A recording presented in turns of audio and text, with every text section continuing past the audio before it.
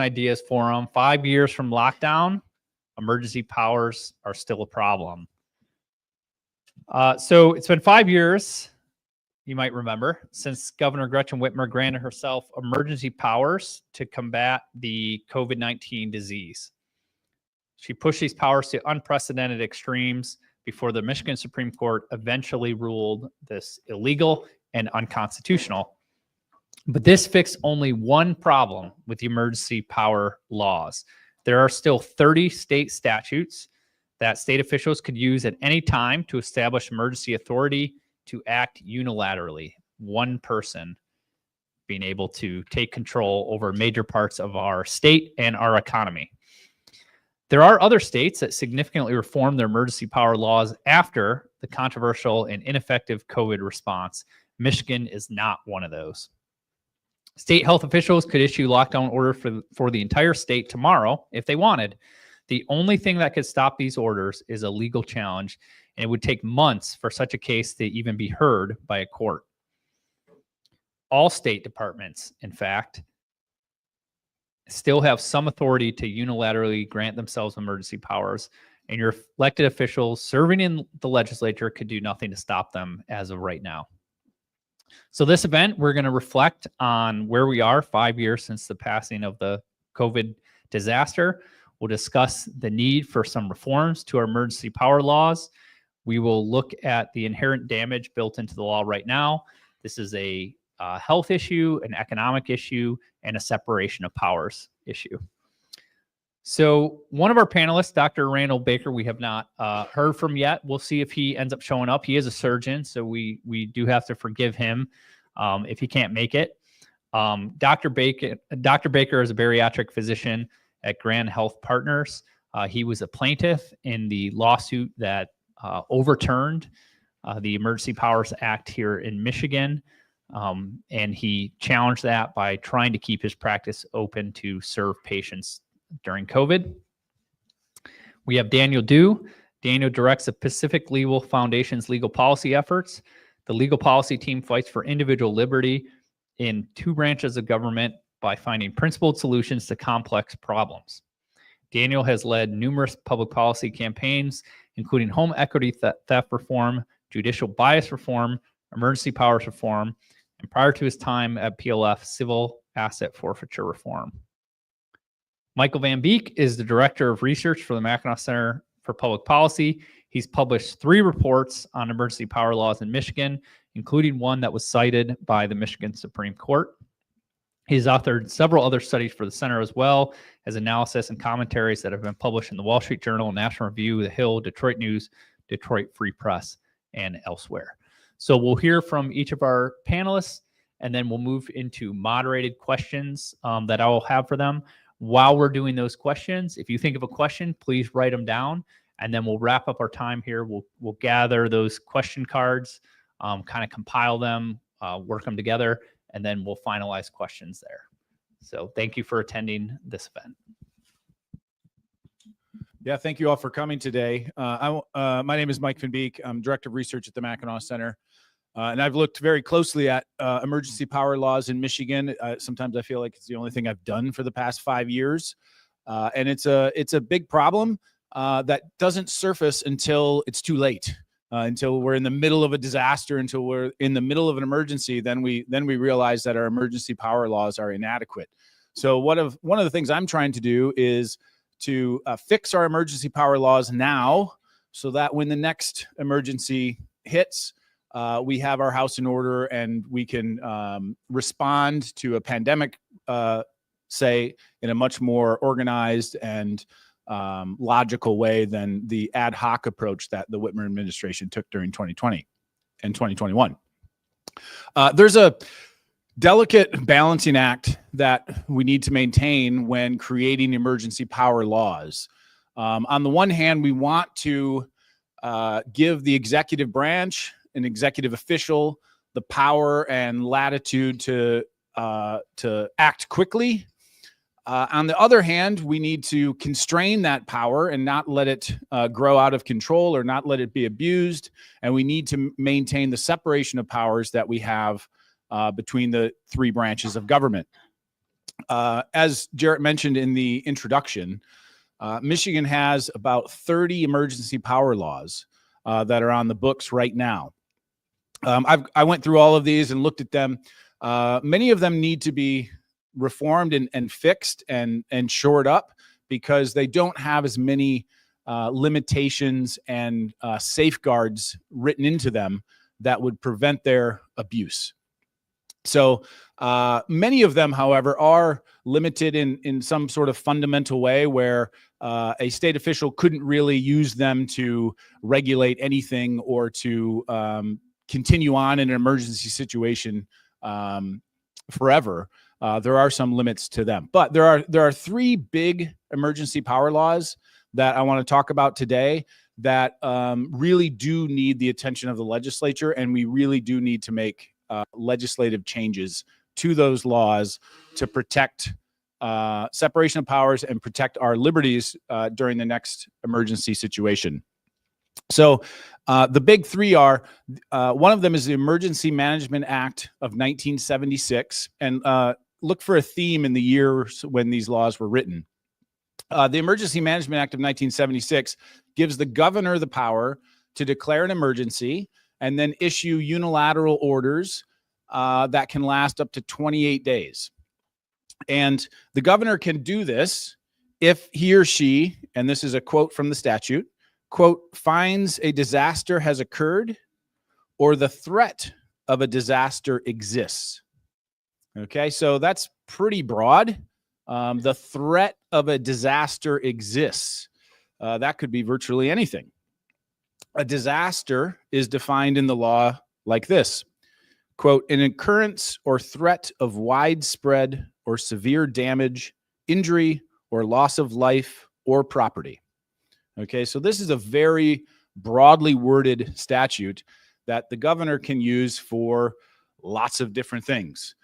Most of the time, this law is used to respond to natural disasters that happen, like the big ice storm that we had in the northern Lower Peninsula a couple months ago.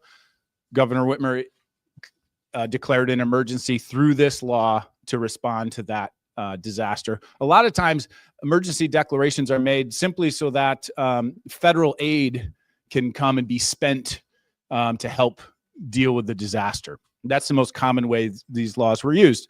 But during COVID, Governor Whitmer used this law as well, and said it allowed her to do all of the things that she did during COVID. So, lock us in our homes, forbid us from using motorboats, forbid us from shopping for carpet, and all these other sorts of things. The Emergency Management Act of 1976 does have a restriction on its use in that after 28 days, the legislature has to approve of extensions of the use of this power.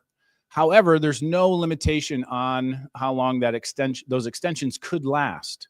So if you had a legislature who was lockstep with your governor in wanting to give the governor emergency authority, the legislature could, through this statute, theoretically give the governor emergency authority indefinitely.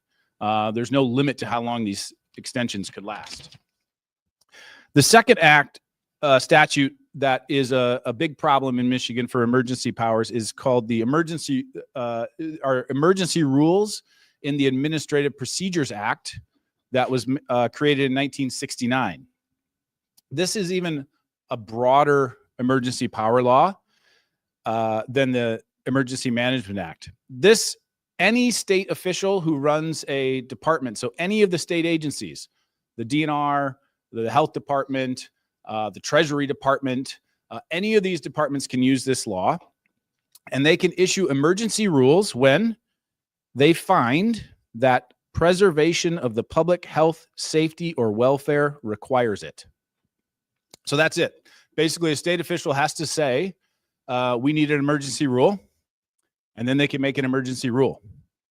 These emergency rules can last for up to a year, and they can cover anything that the state agency is allowed to regulate. So DNR could create emergency rules about the environment or natural resources, those sorts of things, and the health department can do lots of things with the different things that they can regulate.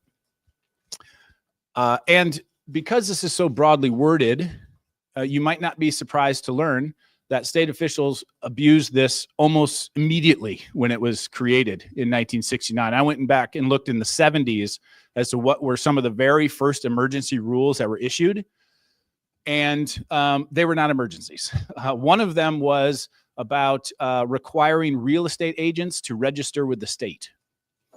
The Licensing and Regulatory Affairs Department deemed that that was an emergency, and we needed to preserve the public health by getting real estate agents to register with the state.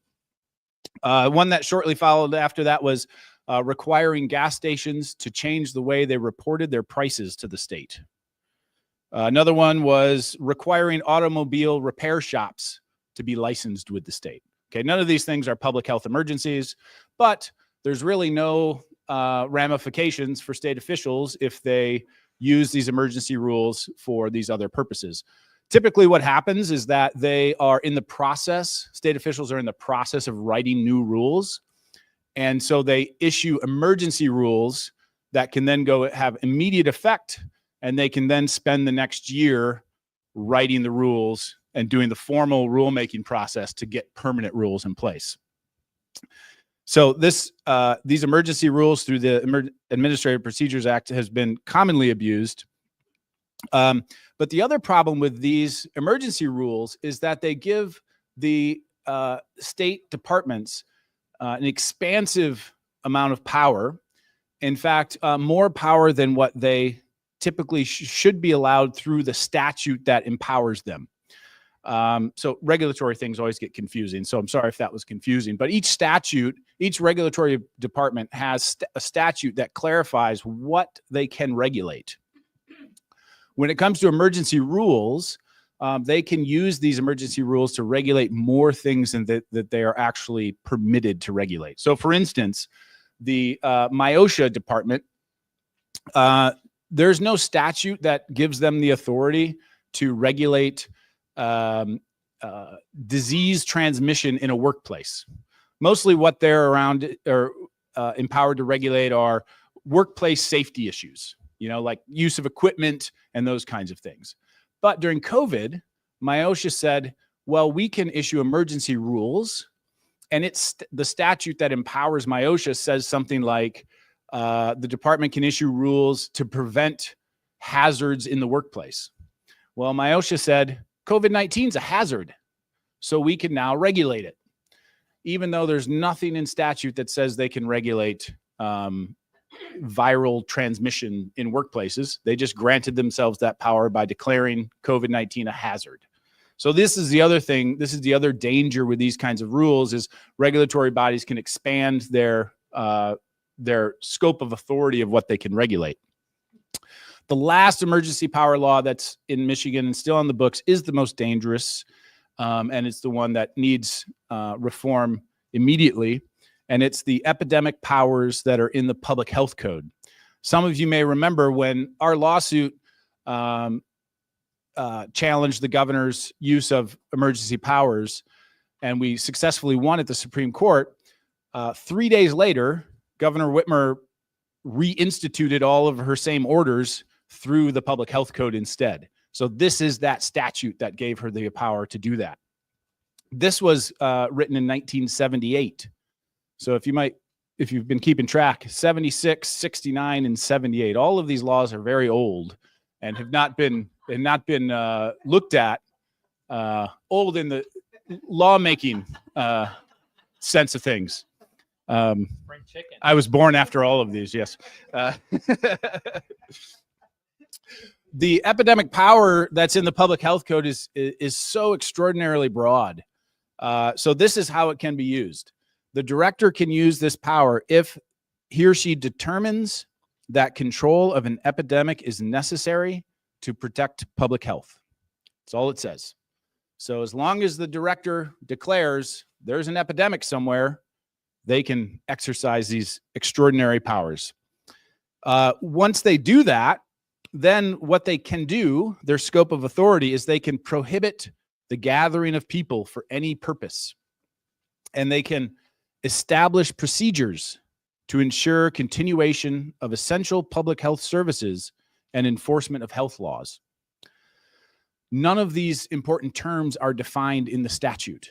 So what does it mean to control an epidemic? Even the term epidemic is not defined in the statute.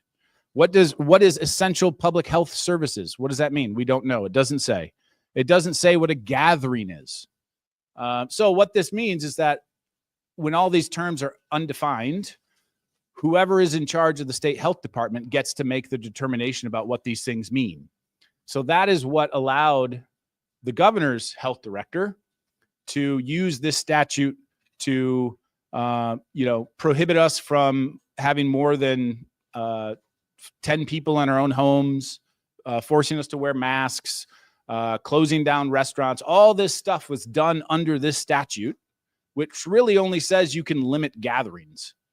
But by the way that they define gatherings, it allowed them to do virtually anything.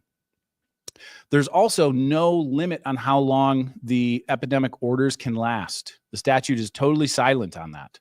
So hypothetically, the director could issue an order that lasts indefinitely. And in fact, during COVID, the health department did issue a few orders that had no expiration date. So they were just going to be in, they were going to be in existence until the director said they weren't anymore. That's about as close to arbitrary and dictatorial kind of control as you can get. So what Michigan needs to do is we need to reform these 3 statutes, and actually all of the 30 statutes could be reformed as well. A couple of years ago, there was an effort in Lansing in the legislature. There were bills introduced that would achieve this, but they didn't go anywhere. So I'm hopeful maybe this session or the next session we can get those kinds of reforms done. The other thing that we need to do is create, in particular in response to potential pandemic responses, we need to have a pandemic plan that is useful and meaningful and helpful. Right now, the health department has one that is none of those things. It's very vague. It basically allows the health department and health officials to do the same thing that they did during COVID, which is kind of do whatever they want to, whatever seems good at the time, whatever is politically popular, or whatever some other governor in some other state is doing that sounds good, they can do. So we need a plan that maps out exactly what health officials can and what they cannot do for a pandemic response. And then finally, all of these statutes need to have limits put into them about how long they can last, what actions specifically can be taken, and who can take them. And they should all these kinds of emergency actions and authorities should expire on their own. There shouldn't have to be extensions and questions about how long these last. The other element that should be included in these statutes is some other check on the power from another executive branch. So some of these statutes are good because they require the State Department to go get a court to agree with them before they issue these emergency orders. It would be great if every statute had some kind of check where the legislature or the courts had to approve or give their consent to the use of these emergency powers. Because as we saw with COVID, these are extraordinary powers. I can't think of any other example of the government interfering in your private life more than telling you who you can invite into your own home, right? And this is what we did during COVID. So these are extraordinary powers that we need to put tight controls over so that we don't have the abuse that we saw during the COVID episode. So turn it over to Daniel. All right. Well, I think I'll start by introducing myself and my organization. So my name is Daniel Dew. I'm the policy director at Pacific Legal Foundation. Pacific Legal Foundation is a not old organization. It was established in 1973. We were organized out of, I'm glad you guys picked up on that. We were organized out of then Governor Ronald Reagan's office. Governor Reagan was tired of being sued by the ACLU, and he said to his staffers, "You know, I wish there were somebody to sue the government on our issues that we care about." and his staffers took that to heart. So they started Pacific Legal Foundation. So we sue the government. We've had 18 wins at the U.S. Supreme Court. We work primarily on property rights, equality and opportunity, and the constitutional separation of powers. And that's where we view the emergency powers issues lies, is in constitutional separation of powers. And I think that this is the most important issue that we can be talking about, whether it's in the emergency powers context or any other. So Justice Scalia used to give this spiel, and he would talk about the Bill of Rights. And we love the Bill of Rights so much. We talk about, the First Amendment is so important, the Second Amendment, we don't care about the Third Amendment, but the Fourth Amendment, all these amendments, we care about them because it secures our rights. But what he would rightfully point out is that without the constitutional separation of powers, the Bill of Rights is not worth the paper that it's written on. Russia has a great Bill of Rights. It does. It guarantees the right of freedom of expression. North Korea has a fantastic Bill of Rights. Some people would argue that it's better written than ours, but it doesn't matter because all the power is consumed by one person or one group. And we saw that during the pandemic. We saw that with the emergency powers. So I'm from Ohio. And you would think, oh, well, they have a Republican governor, so they were better. We weren't. DeWine was just as awful. In fact, every day he would have a press conference, and it was jokingly called Wine with DeWine. It was every day at 2:30 while we were staying home. And at that time, he would announce to us what the government was going to allow us to do that day, or what we weren't going to be allowed to do that day. That is absolutely a wild way to live. Our legislators didn't vote on that. The people that we chose to make the law, by the way, the Constitution sets the legislature as the policy-making body for the state. You want to challenge that in court, and quite frankly, a lot of courts were cowardice during the pandemic and said, "Oh, we're not going to interfere. It's an emergency. Who are we to question that? You're the judges. You are the people to question that." But they didn't do so, and so we just had to rely on one person declaring that they are dictator for as long as they think they ought to be. In fact, here's something that I think is really interesting. Anybody want to guess what the last two states to revoke their emergency declarations were for the pandemic? No. No. One of them was Illinois. I'll give you that one. One of them was Illinois. Who wants to know what the other one was? Somebody say Texas? Texas was the second to last state to revoke its emergency declaration for the pandemic. It took longer than the federal government. Anthony Fauci said it was no longer an emergency before Texas did. The World Health Organization said it was no longer an emergency before Texas did. So, don't think that this is a Republican Democrat thing. This is a power and control thing, because what they've realized, what governors have realized, that, oh, I don't have the votes to get my agenda through. I can just declare an emergency. Whatever I want, it's an emergency, and we're going to do it because I think it's important, and therefore I can do whatever I want. But think about the things that they did during the pandemic, and thinking back about it on it, how crazy it is. You're an essential worker. You're not. You're an essential business. You're not. One of the craziest stories, I think, it came from Kentucky, where Governor Beshear on Easter Sunday sent state troopers to churches to turn people away to make sure that they weren't gathering to worship on Easter Sunday. That is crazy. That is what this is, the United States of America, and we're allowing government to do these things. And so,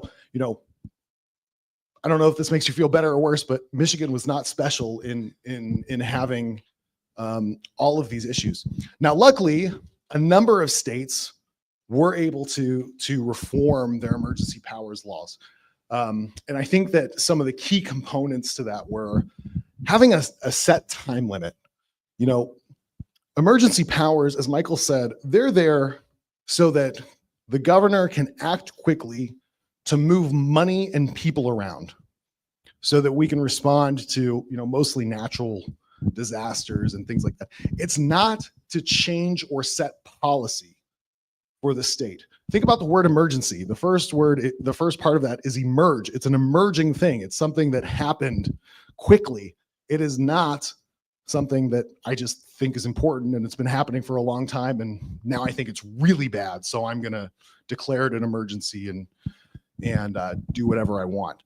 I think so having a short period of time, and then after that, the legislature has to come in and set the policy for the state to respond to whatever that emergency is. I think that is the most important thing that we can do. A lot of states did this. My home state of Ohio did that. We had to override the governor's veto because he vetoed that. It's amazing, the Republicans and Democrats who vetoed these kinds of reforms. I can think of less than a handful of governors who just willingly signed these reforms into law. I'll talk a little bit more about Kentucky because I think that Governor Beshear's response to this was the craziest that we saw.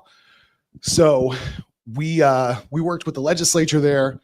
They passed a reform that said, emergency powers can only last for so long. After that, the legislature comes in and they're going to take over. They'll work with you to handle the whatever issue there may be. So Governor Beshear vetoes that.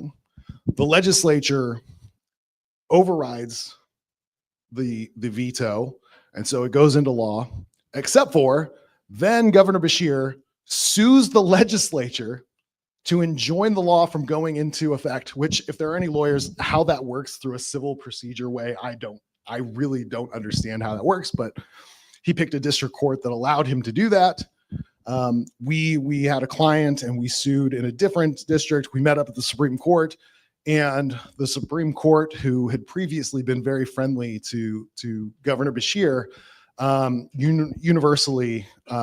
unanimously sided with us that there is no inherent emergency powers that go along with the governor's office. It is whatever the legislature grants to them. And so, the legislature, unfortunately, in a lot of places has been compliant in handing over these powers to the governors. And I'll just say one other thing is, mentioning that it's not a political party problem. It's funny working with legislatures behind the scenes and seeing which governors are pushing back against these reforms. So I'll let you in on a little secret. Governors, I don't care which party they're from, are very thin-skinned and they take everything personally. And so we're working with these legislatures and governors that you would know their names and you would think, oh, they're freedom loving and I wish they were my governor. We would talk to their staff and their people, and they would view any kind of emergency power reform as a referendum on how they handled the pandemic. And the thing that we tried to convey to them was that, when the framers got together and they were drafting the Constitution, when they wrote Article 2, which is the section of the Constitution that covers the powers of the president, when they wrote that, they knew that George Washington was going to be the first president. They knew that. And they respected him, they admired him, but they didn't write Article 2 for George Washington. They wrote it for the people that were going to come after that, and they didn't know who it was going to be. And that is the message that we need to convey to our governors, to our legislatures who maybe are very friendly with the governors that we're trying to limit their emergency powers. It's not about you. Like I said, thin skin, big egos, but it's not about you. It is about what's going to happen next, and having those safeguards to make sure that that we have those constitutional separation of powers. That is the legislature who's setting the policy for the state. I just think that we can't emphasize this enough. And we're talking about it in terms of the pandemic, but these are things that PLF clients see all the time. Pandemic, emergency, no emergency. We have these government agencies that are out of control. They act as judge, jury, and executioner. This might, can I go on a rant a little bit? Not that the rest of it hasn't been a rant, but so here's something that most people don't know. When you go before a regulatory agency, doesn't matter if it's a federal agency or a state agency in most states, you don't actually get to go to a court. You go before somebody called an administrative law judge, who is not really a judge. They're not really a judge. They're actually an employee of the agency that you're going in front of, that you're going up against. You don't have a right to a jury trial. You don't have all of the usual evidentiary rights that you would have in a normal case. So you're already up against it. And your judge is an employee of that agency. If you are able to overcome all of that and win, the agency has the right to appeal that decision. Who do you think that they get to appeal it to? Themselves. They get to appeal it to themselves. And then the agency gets to rewrite the findings of law and fact to be whatever they want it to be. And then and only then do you get to appeal it to a real judge, where the standard is that they're going to defer to what happened below. So, we need to be thinking about these things in terms of emergency powers, administrative law, and every other area. Wherever there is a lack of separation of powers, whether it's in favor of, the good guys or the bad guys or whatever, we need to reform these in a very structural way to ensure that everybody enjoys their constitutional rights that, are supposedly in the Bill of Rights, but unfortunately we've seen flushed away in a lot of contexts. And we all got to collectively experience it during the pandemic, but other people are experiencing it all the time in our country. All right. Thank you, guys. So I was looking it up this morning, and we're all under an emergency. In fact, we're all under a bunch of emergencies. There's a student loan emergency. There's a trade emergency. There's a fentanyl at the border emergency. There's a bunch of disaster emergencies. All these are ongoing right now. And that led to the Biden administration, the Trump administration, putting in place their own executive orders that all have some underlayment, most of them, of some type of emergency. So is this a new thing, these declared emergencies? Why do executive officers do them? Is there any hope to change this? Yeah. So they're not new, but I think that the pandemic emboldened people to use them more frequently. I mean, the Biden administration tried to forgive/spend $500 billion using, with nothing going before Congress, just using emergency powers. They tried to do a vaccine mandate through OSHA. All these tariffs that we're seeing, regardless of what you think of the president, the current president, like, those are emergency things. Those are things that Congress should be voting on. And I think that, one of the arguments that we get is, well, you're going to politicize everything if you make it go through the legislature. Yeah, that's kind of how we operate in this country. We operate through the political processes. Sorry if you don't like that, if it's inconvenient that you can't get your agenda through. But also, I actually think in some ways it politicizes things more. Imagine this. Imagine, we're in April. We're in April of 2020, and the legislature has to come into session at the beginning of April 2020, and they need to vote on the policies of the state at that time. You know what? I think that they might have done some of the things. I think it would have been a little bit more even-handed and not as harsh, but they probably would have done a lot of the things that the governors did at that time. But because they didn't have to, they get to sit back, play Monday morning quarterback, and criticize what the governors did do. And then what does that do? It politicizes it. And then you have the governors doubling down, and you've got governors, having these emergency declarations going on for years, literally years, over this pandemic. And you've got the legislature over here who's just able to throw rocks without ever making a hard decision. And so I think we actually politicize it more. And that was a way too long answer for your question. I just add on. I think we still have an emergency declared over Vietnam.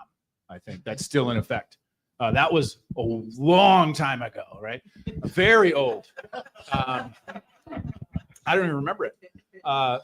The other downside to this kind of approach to governing, where the executives use their emergency powers to set policy, is it creates these wild swings in policies. Things go back and forth. And that's not good for anyone, especially the economy, right? It's for people who want to invest, who want to create jobs, who want to, grow their businesses and grow their economy and improve our lives through the process of doing that. They have a very difficult time investing and making plans for the future if policies can swing back and forth at the whim of the president or the governor. And so part of the,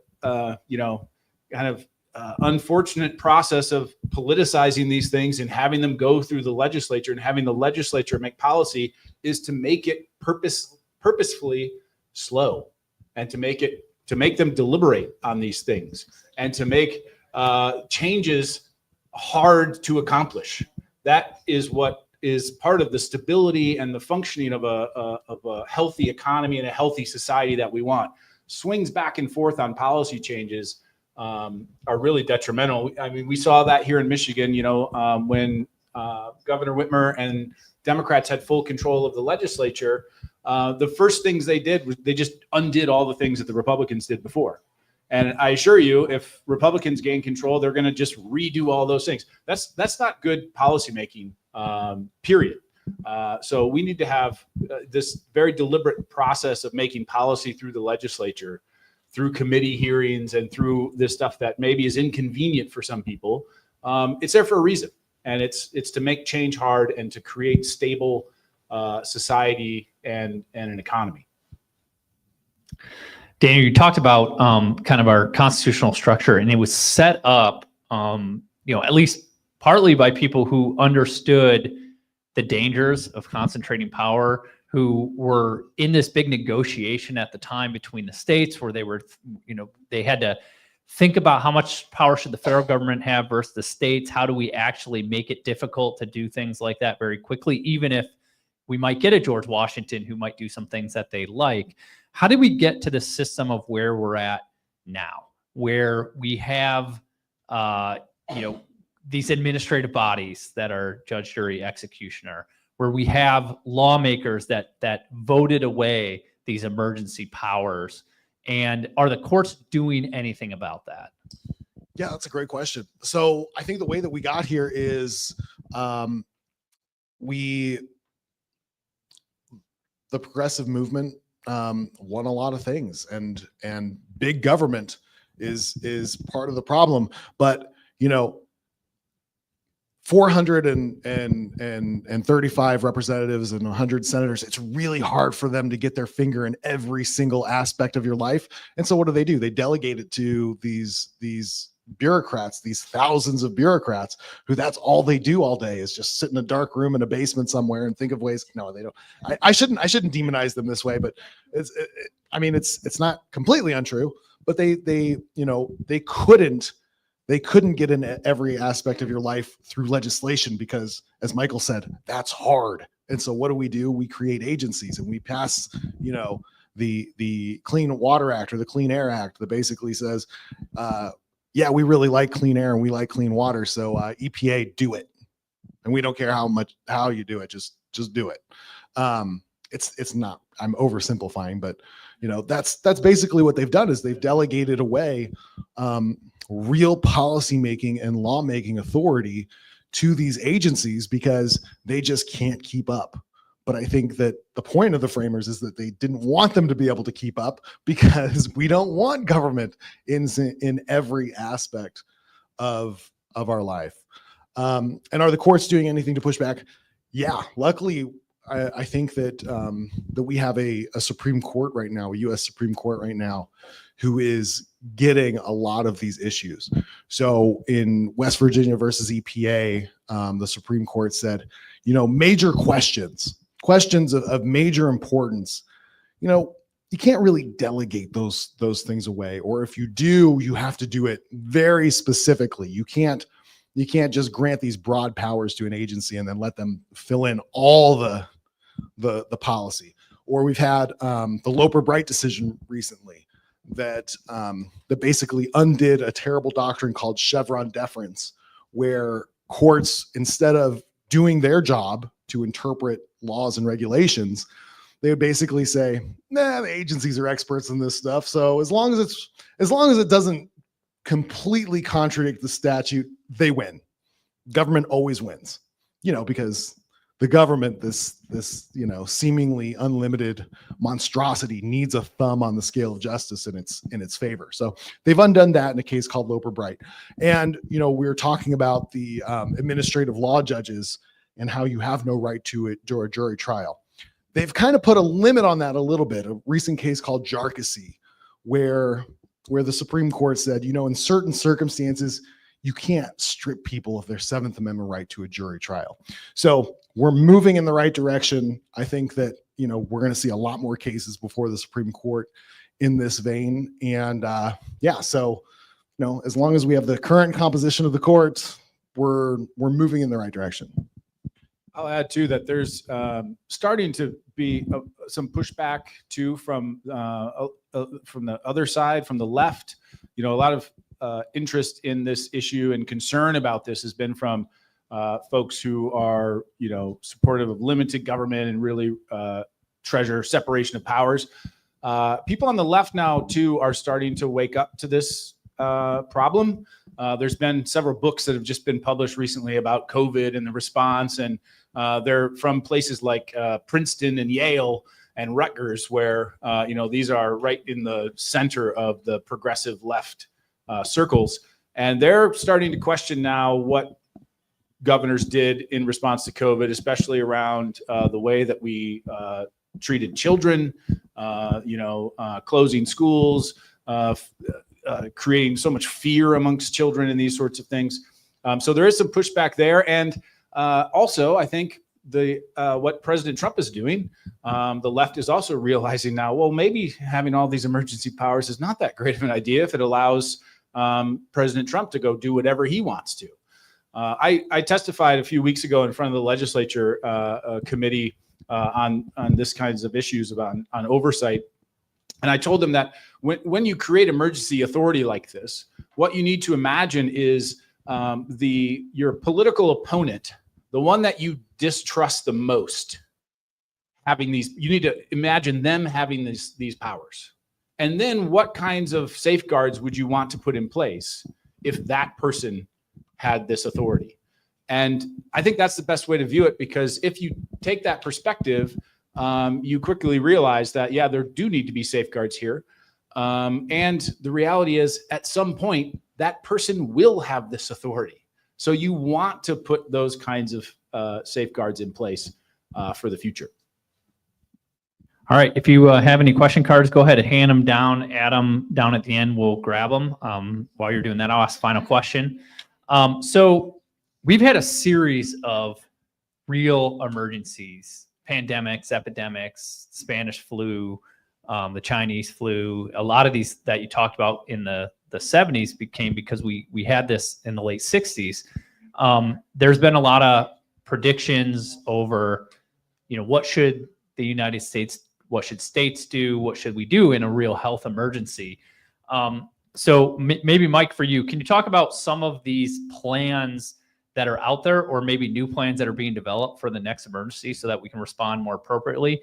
And then Daniel, can you talk about what are there past court decisions around or past responses to past epidemics that have been different than what happened this time around? Yeah, so with regards to pandemic plans, you might not know this, but when COVID happened in 2020, early 2020, the state health department had a pandemic response plan. Governor Whitmer, for unknown reasons, just took that plan and threw it out the window. She's never explained why she did that.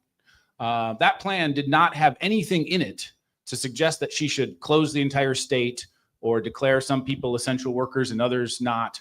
It contemplated things like closing schools for up to 4 weeks and maybe restricting large gatherings of people like concerts and sporting events and things like that.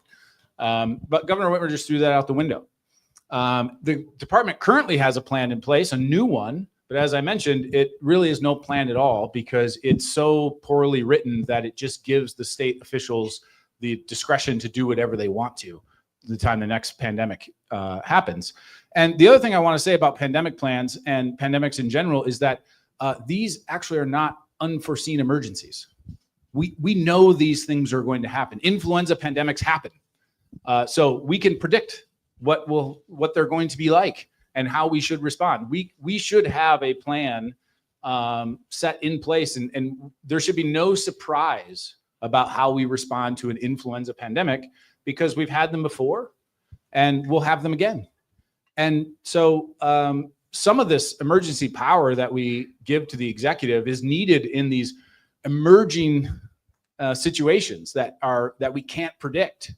But when it comes to a pandemic, we know what that's like, and we should know how to respond best. So we need to get that figured out now before the next pandemic happens. Yeah. Now going to the court case issue, I'm not familiar with any directly on point, but it's my understanding that during previous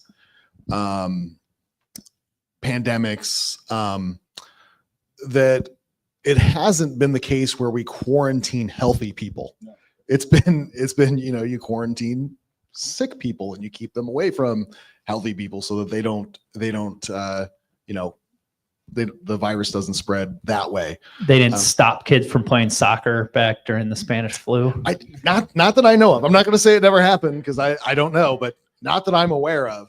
And then, but the one case I will mention, because I think that this gets brought up, is I believe the case was called Jacobson, and it was a case out of, I think, Massachusetts, where the court upheld a vaccine mandate, but really what it was is it upheld a very small fine for somebody not getting vaccinated. I don't think it actually made the person get the vaccine, and it wasn't like a big penalty. It was just a small thing. So I think it was equivalent of $100 fine. Yeah. And so, a lot of people point to that as saying, we can do all the vaccine mandates that we want. Well, it was very different circumstances.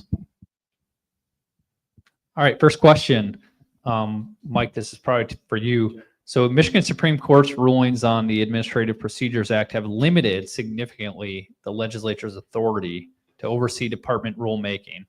So if the portions of the statute were amended to give the legislature more oversight, would that risk a court battle that could overturn the guardrails that we actually do have in place? It's a great question. It's absolutely true that the Michigan courts have really just destroyed the legislature's ability to hold agencies responsible for the rules that they make. It used to be the way that the system was set up is that an agency would propose rules, and there was a legislative committee that would review those rules. And the legislative committee, if they didn't like them, they could send them back to the agency and say, try again. And they could essentially veto the rules that they didn't like. That's a fine system, and I believe it's a system that exists in other states. But in 2000, the Michigan Supreme Court, or I think it was 2001, excuse me, ruled in a case that the legislature couldn't do that anymore.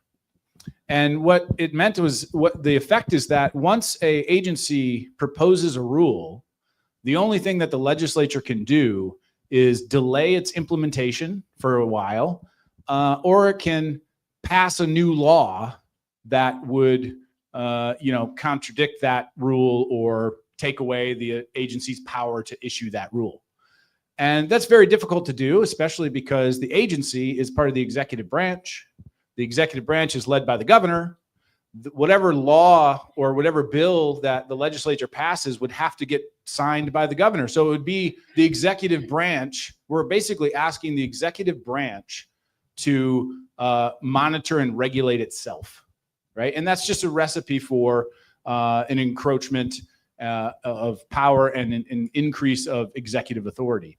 So yes, we do need to change Michigan statute or get a better ruling at the courts that gives the legislature the power again to hold these agencies accountable. Right now, your elected officials that you send to Lansing can't really hold these departments accountable to the rules that they make. We have to rely on, hopefully we have a benevolent governor who will, have a lot of concern for your rights and stop that kind of thing, but that rarely happens. Can I just add really quick? So a lot of states have this issue and their Supreme Courts just get something blatantly wrong.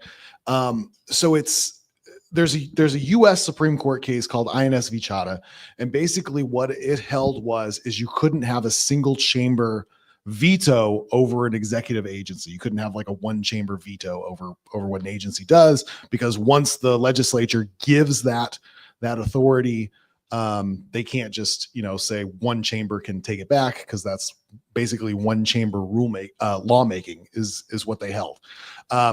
First of all, the state Supreme Courts don't have to follow that because it only applies to the federal government.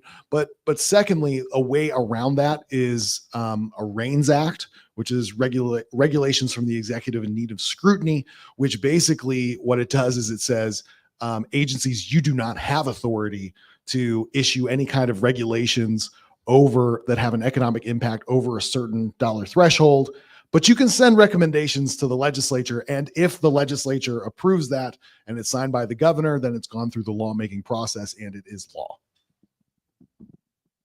Along those lines, so why would any governor or president sign a bill that essentially limits their power? Because they're wise? No, I mean, it's the same reason why, the framers, many of whom knew they would hold high positions in the federal government, they wrote a constitution that had limited government. Just there needs to be this inherent distrust of government.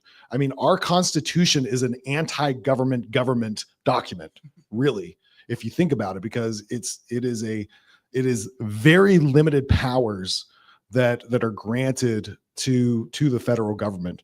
And so, we need more George Washington types to hold office who think beyond themselves and their power, those people who willingly give it up because they know that it's for the betterment long-term of the country and of their state.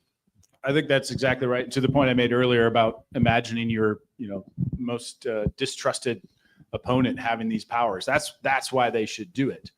The other thing, though, that I think is true, and I think some of the governors have learned this, maybe even Governor Whitmer, executing a pandemic response on the fly is really hard. You get a lot of things wrong. It makes you look bad. And instead of taking on this pandemic response and trying to save everyone's life and be the hero, it would be better if all the governor had to do is execute a plan that was already created. The legislature had input, public health experts had input. They got local public health officials to weigh in on it, and it could be this broadly developed plan. And now the governor is not responsible for the outcomes of the pandemic. And in fact, why should we make the governor responsible for the outcome of something as dynamic and complex as an influenza pandemic, right? They can't really have a big impact on that. So it kind of shields them a little bit if they execute a plan and don't try to take on all of this authority themselves and be the hero for the day. So I think that's another reason why governors and state officials should take a different type of approach to how they respond to these emergency situations. All right, so sounds like we have a plan forward. So some that the courts need to rein in, get back to our constitutional mandate situation. Legislature needs to bring back some of their power, and we need some principled, long-thinking governors willing to sign these bills or exercise appropriately. Please welcome me in thanking our panel today.